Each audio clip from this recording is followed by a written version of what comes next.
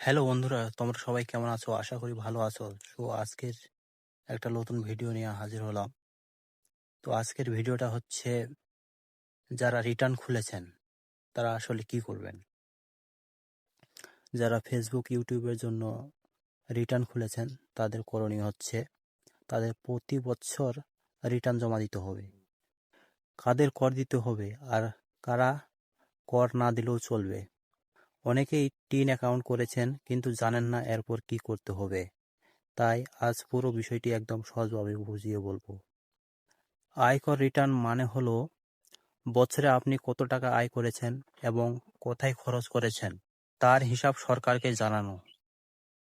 এটা এনবিআর এর ওয়েবসাইটে অনলাইনে জমা দেওয়া যায়। এটা আসলে ডিপেন্ড করে আপনার আয়ের উপর। আপনার আয় যদি 3.5 লাখের উপরে হয় তাহলে আপনাকে আয়কর রিটার্ন জমা দিতে হবে। তাছাড়া আপনাকে প্রতি বছর জিরো রিটার্ন জমা দেওয়া আবশ্যক। যেসব মানুষ আয়কর রিটার্ন জমা দিবে তাদের মধ্যে হলো ব্যবসায়ী বা ট্রেড লাইসেন্সধারী, ফ্রিল্যান্সার বা অনলাইনে ইনকামকারী, সরকারি বেসরকারি চাকরিজীবী, ব্যাংক অ্যাকাউন্টেন্ট, বছরে 10 লাখ টাকার বেশি লেনদেন আছে, গাড়ি বা ক্রেডিট কার্ডধারী, বাড়ি বা ফ্ল্যাট মালিক যাদের ভাড়া আয় আছে। এছাড়াও যদি এনবিআর থেকে নোটিশ আসে যে আপনাকে রিটার্ন দিতে হবে তাহলে অবশ্যই দিতে হবে, না হলে জরিমানা হতে পারে। এখন রিটার্ন দিতে হয় অনলাইনে। একটা অনলাইন সাইট আছে, ওখানে গেলেই রিটার্ন জমা দেওয়া যায়। আপনি চাইলে নিজের হাতে বা কোনো ট্যাক্স কনসালটেন্টের হাতে জমা দিতে পারেন। যারা রিটার্ন জমা দেয় না তাদের টিন অ্যাকাউন্ট ইনঅ্যাক্টিভ হয়ে যায়। ব্যাংক বা সরকারি কাজে টিন ব্যবহার করা যায় না, এমনকি ভবিষ্যতে লোন বা ভিসা প্রসেসে সমস্যা হয়। তাহলে বুঝে গেলেন আয়কর রিটার্ন শুধু বড় ব্যবসায়ী না, অনেক সাধারণ মানুষকেও দিতে হয়। নিয়মিত রিটার্ন দিলে টিন অ্যাকাউন্ট সক্রিয় থাকে এবং ভবিষ্যতে আপনি আর্থিকভাবে আরও সুরক্ষিত থাকবেন। এই সম্পর্কে একজন আইনজীবীর মুখ থেকে বিস্তারিত শুনে নেওয়া যাক।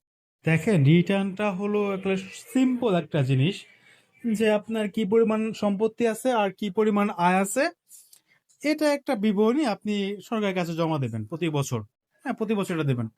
এখন যদি আপনার করযোগ্য আয় মানে পুরুষের ক্ষেত্রে এবছরের জন্য, মানে এবছর থেকে আর কি, 3,75,000 টাকা হলে 3,75,000 টাকার যারা বেশি তার যে স্ল্যাব আছে এই স্ল্যাব অনুসারে একটা আয় কর দিতে হয়, যার ন্যূনতম পরিমাণ হলো যে 5,000 টাকা।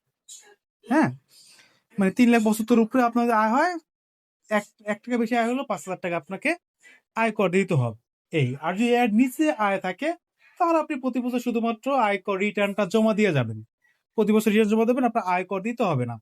এখন প্রশ্ন করছেন আপনি যে ভাইয়া, তাহলে যদি আমার আয় কম থাকে, 3,75,000 কম থাকে, তাহলে তো আমি আয়কর দিতে পারেন, তাহলে আমি রিটার্ন যদি না দিই। এখন যদি রিটার্ন না দেন, সেক্ষেত্রে আয়কর অফিস একটা কোশ্চেন করবে যে তোমার আয় নাই, তুমি আয়কর রিটার্ন, তোমার আয়কর তো আমি দিতে বলি না, তুমি রিটার্ন কেন দিচ্ছ না? তার মানে তুমি কিছু আমার কাছ থেকে লুকাইতেছো।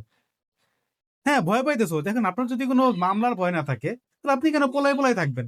আপনি সামনে আর ফেস করবেন আমার আয় নাই, আপনি দিয়ে যাবেন, ঠিক না? আপনি চোর পুলিশ খেলেন না, তখনই ওরা হলো যে আপনার নামে মামলা দিবে যে এই মামলাটা দেয় 212 ধারা মামলা, বুঝছেন?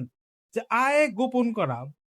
ঠিক আছে, যে আপনি আয় গোপন করছেন, 1 টাকা আয় দেখার নাই, রিটার্নে দেন না, তার মানে আপনি আয় যে কয় টাকা আয় হোক, 1 টাকা হোক 5টা হোক, আপনি আয়টা গোপন করছেন, তখন আপনাকে 212 ধারা একটা মামলা দেবে যে আপনি হয়তো বা আয় গোপন করছেন। হ্যাঁ, এই নামে একটা মামলা দেবে, তখন আপনার ওই মামলার জবাব দিতে হবে আইনজীবী ধরে। হ্যাঁ, এই হলো অবস্থা যে আপনার আয় নাই, ইটস ওকে, আপনার আয় নাই, আপনি রিটার্নটা জমা দেন। রিটার্নটা জমা না দিলে তারা মনে করবে যে আপনি কোনো কিছু লুকাইতেছেন। ঠিক আছে, তখনই আপনার নামে একটা মামলা দেবে। এখন আগে এই মামলাগুলো হইতো না, মানে 2 বছর আগে এই মামলাগুলো হইতো না, কারণ হলো যে 2 বছর আগে এটা ম্যানুয়াল ছিল। তো ওইটা কার কার টিন আছে, কে কে দেশ জমা দিয়েছে, এগুলা বের করা খুব টাফ ছিল। এখন অনলাইন তো, এটা কে কে জমা দেয় না, এটা 30 নভেম্বরের পরে বের হয়ে যাবে, তো বুঝছেন? তখন এটা ধরে যারা রিটার্ন দেয় না তাদেরকে তাদের জন্য নোটিশ পাঠাবে 212 ধারায়, এই মামলাগুলো দিবে, বুঝছেন? এই ভিডিওটি ভালো লাগলে লাইক দিন, সাবস্ক্রাইব করে পাশে থাকুন। আর যদি ফেসবুক পেজ থেকে দেখেন অবশ্যই পেজটি ফলো দিয়ে রাখবেন। তো দেখা হচ্ছে পরবর্তী ভিডিওতে, সে পর্যন্ত ভালো থাকবেন।